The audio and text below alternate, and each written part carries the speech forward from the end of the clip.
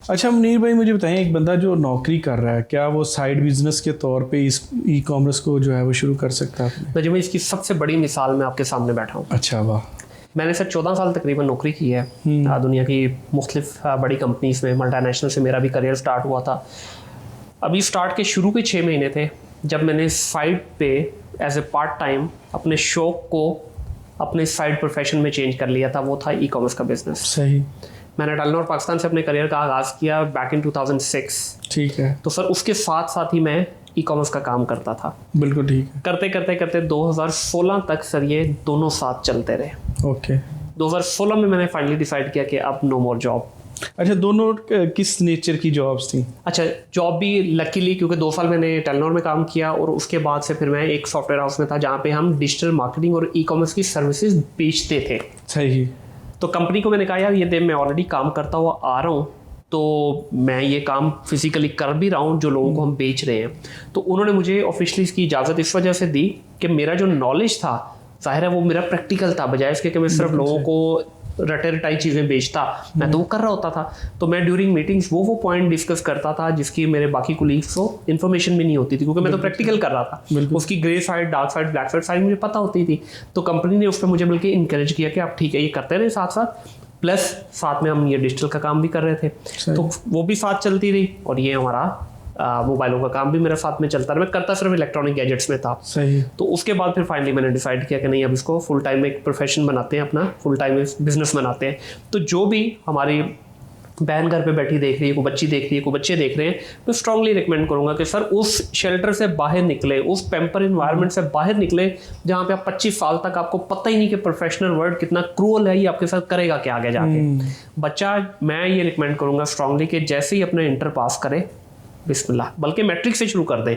चलें, आप बहुत ही एक कंफर्ट इन्वायरमेंट में रहना चाहते हैं, इंटर ख़त्म हो ना सर, उधर से आपकी ग्रेजुएशन की तैयारी हो रही हो और उधर से आप अपनी को डोमेन पकड़ लें। इससे फ़ायदा क्या होना है ना जब भाई आपको आपके पास ना 4 साल जो ग्रेजुएशन के हैं या इवन 2 वाली भी करते हैं, तो आपके पास 4 साल है एक्सप्लोर करने के। सही। ये जालिम मुआशरा आपको तंग नहीं करेगा उस वक्त। अच्छा, उसकी मिसाल मैं आपके सामने बैठा हूँ। बस मैंने मेरे बीकॉम का भी रिजल्ट नहीं था उस टाइम, 2 साल का था मेरा बीकॉम का रिजल्ट नहीं आया था और मैंने साथ जॉब शुरू कर दी थी। हायर में मैंने ज्वाइन दे दिया था और उसके बाद मैंने ACCA भी जॉब के साथ साथ किया है। क्या बात है। तो मतलब ये तो आपकी बात को सेकंड करने वाली बात है। और ये हुआ कि जब मेरा ACCA कंप्लीट हुआ है तो मेरा 8 साल का एक्सपीरियंस साथ लगा हुआ था। तो सर उससे फायदा हो गया ना आपको। हाँ। देखें कि आपके पास एक चॉइस थी कि चले ड्यूरिंग आपकी स्टडीज जो है ना आपको सोसाइटी का प्रेशर, ना घर वालों का, किसी का प्रेशर नहीं। आप डोमेन अगर पसंद नहीं भी आती तो आपके पास चेंज करने की फैसिलिटी मौजूद है। इवन उसको देखते हुए आप अपनी डिग्री भी चेंज कर सकते हैं शुरू में। ठीक है। लेकिन जब आपने मुकम्मल कर ली डिग्री, अब आप रेडी हैं, अब घर वाले भी धक्का मार रहे हैं, सोसाइटी भी धक्का मार रही है, अब आपको कुछ नहीं है चॉइस आपके पास। अच्छा, यहाँ पे बात खत्म नहीं होती सर। जब आपको सोसाइटी का प्रेशर, घर वालों का प्रेशर और अब आपके ऊपर ये भी प्रेशर है कि अगले 1 साल में 1 लाख रुपए की तनख्वाह पे पहुंचना है, आपको क्या लगता है कि सर ये जिस तरह अब आपने ये मुख्तलिफ प्रॉप्स रखे हुए हैं, इनके ऊपर क्या डॉलर उगते हैं? इनके ऊपर रुपये उगता है। कंपनी ने लाख रुपया घर से ला के नहीं देना सर आपको, कंपनी ने कमाना है तो आपको देना है। बिल्कुल ऐसी है। तो अब हो क्या रहा है, बच्चा तो रॉ है। अब ये तो अभी अंडे से निकला है बेचारा, इसको तो अभी पर नहीं निकले इसके, लेकिन ये कहता है मैंने उड़ना है। तो होगा क्या, पर है नहीं, अंडे से अभी निकला है तो गिर जाएगा। तो इसलिए 4 साल का बेनिफिट उठाया जाए। बिल्कुल सही है। जो MBA कर रहे हैं आगे मास्टर्स की तरफ जाते हैं, तो जब मास्टर्स में पहुंचेंगे ना तो सर इधर से आपकी डिग्री चल रही और इधर से आपका करियर डिसाइड हो चुका है। हम वैसे इसको अगले पार्ट में करेंगे, लेकिन क्योंकि रेलेवेंसी में आ गई चीज़, लेकिन एक और भी मामला होता है कि मतलब बच्चों को ख्वाब बड़े बड़े दिखाए जाते हैं कि भाई ये तुमने एक दफ़ा कर लिया ना, उसके बाद तुमने सीधे जाके मैनेजर लगना है, और जबकि ग्राउंड रियलिटीज़ बिल्कुल मुख्तलिफ है। ये हम अब बाद आएंगे इसके ऊपर। अच्छा, मुझे बताइए कि कौन सा प्लेटफॉर्म सबसे बेहतरीन है जिससे आगाज़ करना चाहिए? 3 मैं नाम लिए देता हूँ कि अमेज़ॉन है, दराज है, शॉपिफाई है, और क्यों? यकीन कीजिए कि सारे प्लेटफॉर्म अच्छे हैं, कोई भी अच्छा या बुरा नहीं है। एक प्लेटफॉर्म मेरे लिए अच्छा हो सकता है, आपके लिए बुरा हो सकता है। एट द सेम टाइम एक प्लेटफॉर्म आपके लिए बुरा हो सकता है, मेरे लिए अच्छा। मैं हमेशा ये कहता हूँ कि स्टार्ट जो है ना आपका हमेशा छोटे से होना चाहिए। ओके। बड़े की तरफ जाएंगे ना सर, बड़े से गिरा हुआ संभल नहीं पाता। छोटे से बड़े की तरफ जाएंगे ना, खुदा न खास्ता गिर गए ना, आपको पता है पीछे बैक बनी हुई है, पीछे मेरी फाउंडेशन अच्छी है, तो फाउंडेशन हमेशा अपनी स्ट्रांग रखें। आप दराज की बात करें, दराज से शुरू कर लें। सबसे बड़ा एडवांटेज क्या है सर, टगा नहीं लगना आपका। अच्छा, ये हमारे टेबल पे, ये हमारे सामने बार बार इसका नाम ले रहे हैं, ये सॉल्ट लैम्प पड़ा है। ओके, जाएं सर, लाहौर में बैठे हैं इस वक्त, जाएं आप शालम मार्केट, दर्जनों आपको इसके सप्लायर मिल जाएंगे। पहली दफ़ा जाएंगे तो हो सकता है आपको पानी भी ना पिलाएं, दूसरी तीसरी दफ़ा जाएंगे तो वो आपसे आहिस्ता आहिस्ता उसकी गपशप हो जाएगी। चौथी पांचवी दफ़ा जाएंगे तो सर फिर उसके फ़ोन आएंगे आपको, नजम साहब प्रोडक्ट आई है, फिर नजम साहब ये जानियां वेखो तो प्रोडक्ट दी आनियां वेखो। ठीक है, होगा क्या उससे सर, आप कम कॉस्ट के ऊपर अच्छा बिजनेस कर लेंगे, आपको जितनी बारीकियां पता चल जाएंगी। फिर होगा क्या कि आहिस्ता आहिस्ता जब आपके उनके साथ ताल्लुकात बन जाते हैं ना, कोई प्रोडक्ट नहीं भी चलती है आपकी, सर आप उसको वापस करने जाएंगे, रिटर्न भी कर लेंगे वापस। बिल्कुल सही। आप उसको तरला करेंगे ना कि भजन मेहरबानी बच्चों स्टूडेंट हो, अभी मुझे कोई 2-4 प्रोडक्ट ऐसी दे दो जो आपकी नहीं बिक रही, मैं ऑनलाइन ट्राई कर लेता हूँ। हमारे कई दोस्तों ने सर ये चीज़ ट्राई की है लोकल के अंदर, ये मैं लोकल के लिए बता रहा हूँ, पाकिस्तान के हद तक, कि एक स्टोर के पास गए, रद्दी माल पड़ा था, मट्टी हुआ बिक नहीं रहा उसका, वो उठा के ऑनलाइन में डाला है, रातों रात फिर टिकटॉक की तरफ बिका है। ठीक है, वो बंदा परेशान होगा कि इसने बेचा कहाँ पे इतना माल। तो बहुत दफ़ा ऐसा होता है। फिर जब आपका यहाँ से थोड़ा सा कॉन्फिडेंस बिल्ड हो जाए, कुछ 4 पैसों को हाथ लगने लगे, खुशबू नोटों की आने लग जाए, आहिस्ता आहिस्ता लेवल अप कर ले सर।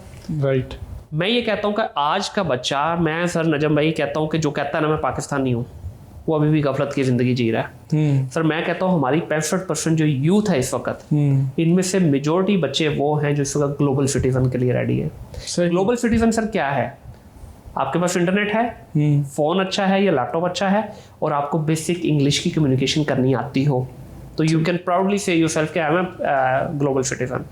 क्यों? यहाँ से बैठ के सर आप अमेरिका में पैसा कमा सकते हो, यहाँ से बैठ के इसी सरजमीन पे बैठ के आप सर इंडिया से पैसा कमा सकते हो। हमारे कई दोस्त हैं जो इंडिया में ट्रेडिंग कर रहे हैं इस वक्त बैठ के, ई कॉमर्स की।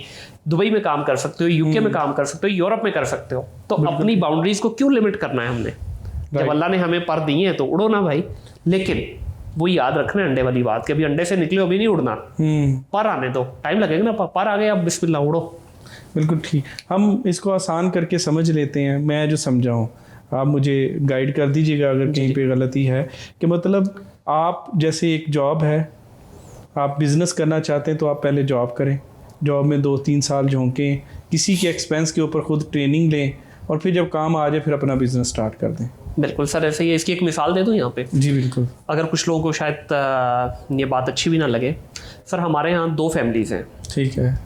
एक शेख बरादरी और एक हमारे यहाँ मेमन बरादरी। कराची में मेमन और पंजाब में दोनों कारोबारी हैं सर। सर इनके पास क्या ऐसी गिदड़ सिंगी है जो हम बाकी लोगों के पास नहीं है? बिल्कुल। क्या वो ऐसा डिफरेंट करते हैं जो हमारे पास नहीं है?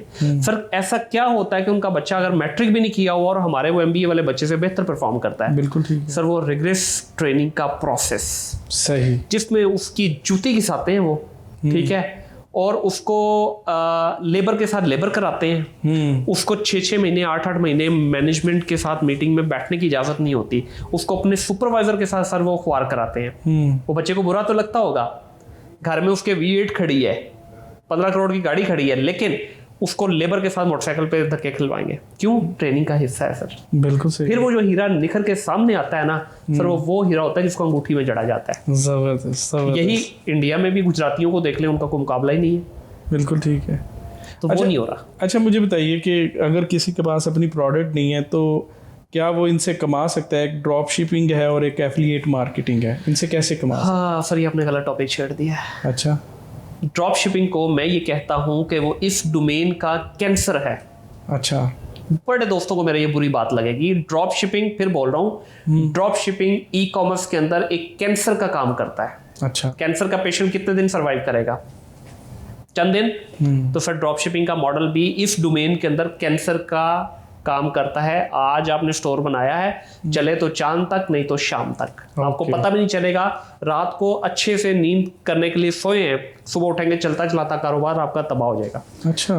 तो इसमें मैं हमेशा कहता हूं कि लेजिट मॉडल की तरफ जाएं, जो कि प्राइवेट लेबल है, होलसेल है या वाइट लेबल है। इसके अलावा बाकी बाहर खेलने की कोशिश ना करें। ये आपकी बाउंड्री है, ये आपको एक फील्ड दे दी गई, इन्हीं के बिटवीन आप खेलें, डिपेंडिंग अपॉन योर बजट।